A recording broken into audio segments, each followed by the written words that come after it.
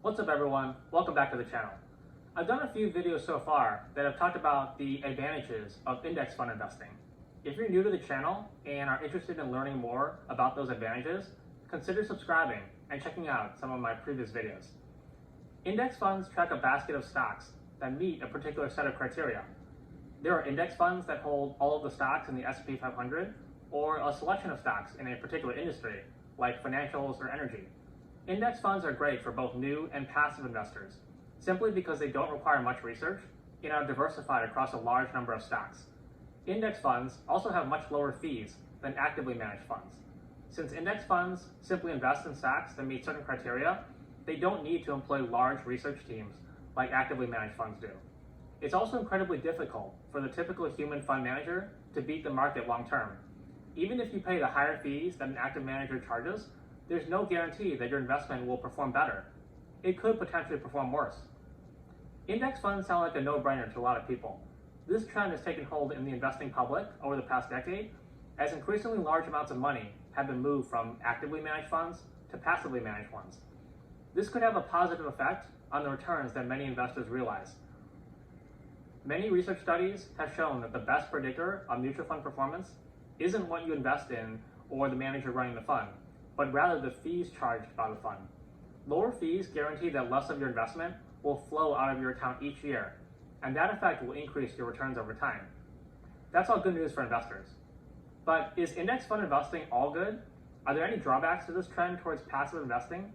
What are the effects of this transition that you should be aware of? Today, I'm going to dive into some of the risks of investing in index funds, so you can decide if they should be a part of your portfolio. Index funds have made investing cheaper and accessible to a lot of people. This is an extremely good thing. The vast majority of stocks are held by wealthy people. Having a portion of your assets invested in stocks is the best chance you have of becoming wealthy yourself.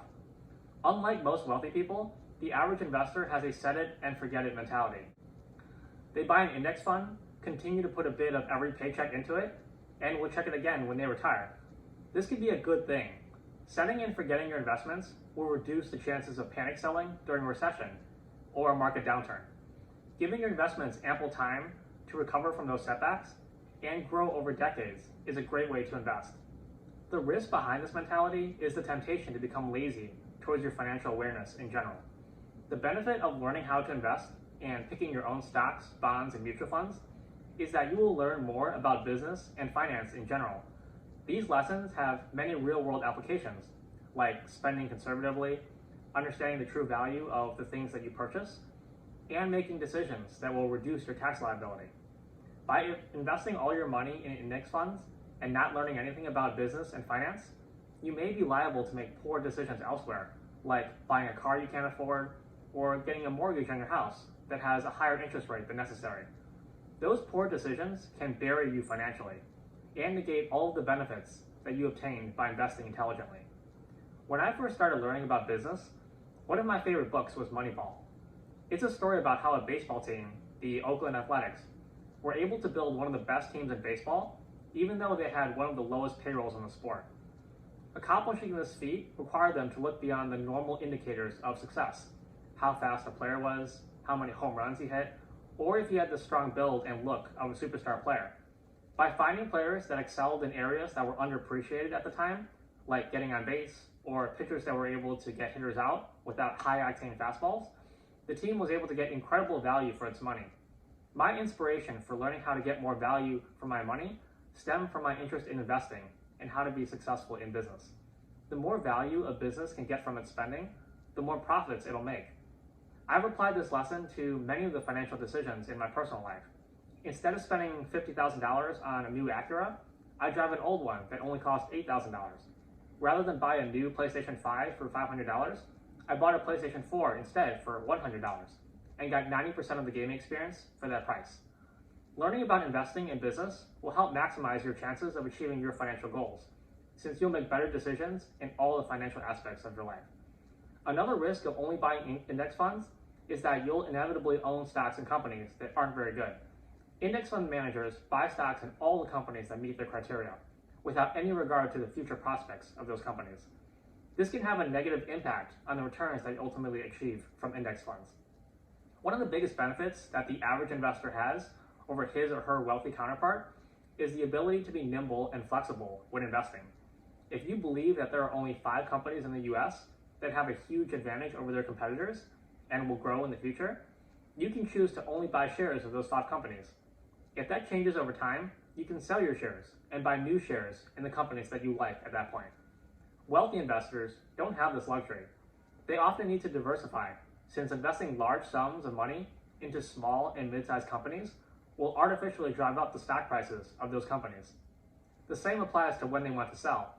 By dumping a large amount of shares into the open market, this artificially inflates the supply of shares and drives down the stock price. By only investing in your top 5 or top 10 ideas, you can outperform a wealthy investor who needs to spread his or her investments across dozens of companies. I've personally seen the benefit of focusing my investments. 3 years ago, I invested the majority of my money into Amazon stock. The stock has performed wonderfully over that time period, and the value of my shares has more than tripled over that time period. If I had invested my money into an S&P 500 fund at that time, it would have only grown by 50%. That's a nice return, but it wouldn't have profoundly changed my life in the same way that my Amazon investment did. Another risk of index funds is that many are market cap weighted. An index fund will often invest a greater portion of its assets into the largest companies that meet the criteria of the fund. This means that an index fund's performance will be heavily driven by how the largest companies in the fund perform. If those companies perform poorly, it will be a drag on the fund's performance, even if the remaining companies do well. Some index funds, particularly those in the tech sector, are especially at risk, given how large the biggest companies are relative to their peers. Tech funds often have 40% or more of their assets invested in Apple and Microsoft. Those 2 stocks have performed incredibly well over the past years. But if their stocks were to decline in value in the future, tech index funds would do extremely poorly, even if the rest of the tech sector did well. The last risk of an index fund is that it's always fully invested in the market. During market downturns, good active fund managers will sell a small portion of their holdings to raise cash at the earliest signs of trouble. This has the dual benefit of both reducing losses at the beginning of the downturn and increasing gains towards the end of it, since those fund managers will use their newfound cash to repurchase stocks at discounted prices. Index funds are always fully invested in the market, since their fund managers do not actively trade their stocks. This means that index fund investors will absorb the full brunt of losses during a downturn, and their fund managers won't have an opportunity to purchase shares at a discount towards the end of it.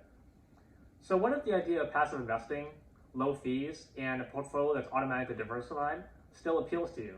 Well, there are some things that you can do to invest in index funds and mitigate some of the risks that I've talked about. The first is to learn about personal finance. While investing in index funds allows you to spend less time learning and investing, understanding things like budgeting, taxes, and the true value of the things you purchase will help you make better spending decisions. Making good investing and spending decisions will maximize the chances of reaching your financial goals. The second thing you can do is to research different sectors of the economy to figure out which ones will perform best. One of the biggest trends of the past decade has been the emergence and dominance of technology in our lives. Tech stocks have dramatically outperformed the rest of the stock market during that time period. Examining consumer trends will help you to figure out which sectors have a good chance of outperforming in the next decade. Investing in index funds tied to those sectors will improve your returns over simply investing in a broader S&P 500 index fund. The last thing you can do is to research the 5 biggest companies held by the index fund you're thinking about buying. Since those 5 companies will have the biggest influence on the performance of that fund, understanding how those companies plan to grow in the future will help you to decide if the fund is worth investing in. So that covers the risk of index fund investing. Despite the risks that I mentioned, index funds are still a great way for many investors to gain cheap access to the stock market. Gone are the days when investors needed to pay steep fees or work with a professional in order to invest. I think this increased access will help to democratize the stock market over time, which will benefit everyone in our society with increased wealth. That wraps up the video for today. If you're invested in an index fund today, let me know which fund you chose and why in the comment section below. Thanks so much for watching, and I'll see you in the next one.